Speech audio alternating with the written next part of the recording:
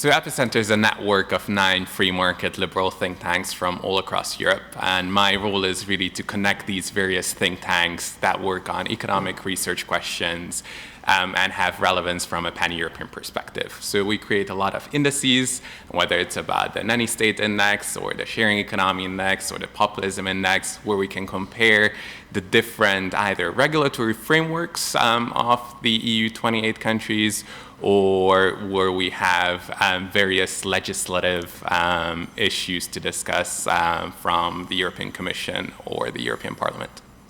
The European Commission is doing quite a lot when it comes to regulation. So really, I spend the vast majority of my time in Brussels, which is kind of the bureaucratic hub of the EU. And I see the positive and negative effects of EU regulation. I think when it comes to the single market, most of these regulatory harmonization attempts have been successful in terms of enabling freer trade between members of the European Union, in terms of enabling free movement of people and services. So the core 4 freedoms of the EU have been a great success. But at the moment, many in the EU try to go a lot further than just supporting the core 4 freedoms. And I think that's fairly dangerous because EU countries are very diverse in terms of their economies and in terms of their societies.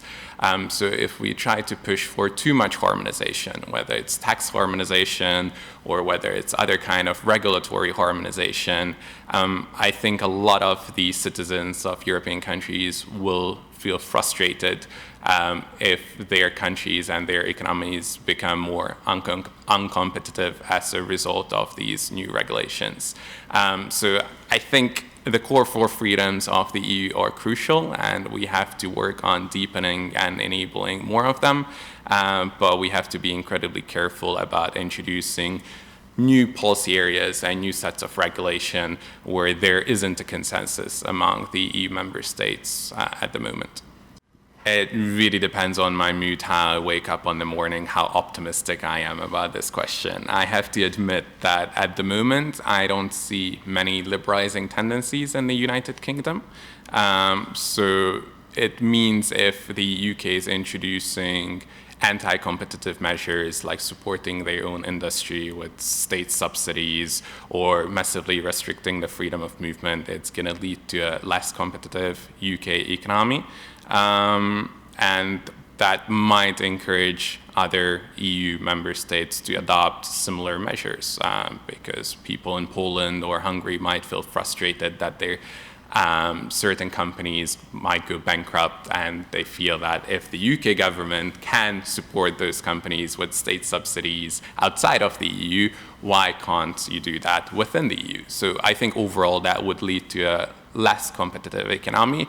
But I see also certain tendencies in the UK, at least on a political level, to become a free trading nation, to declare probably not universal free trade, but at least to aim for as many free trade agreements with global nations as possible.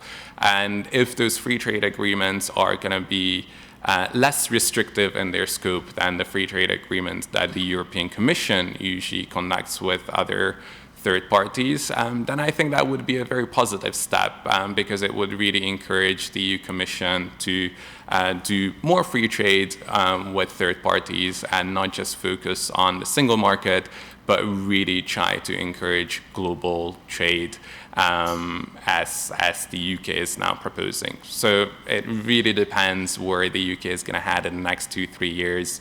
I see some positive and negative first steps, but I think we will have to wait and see.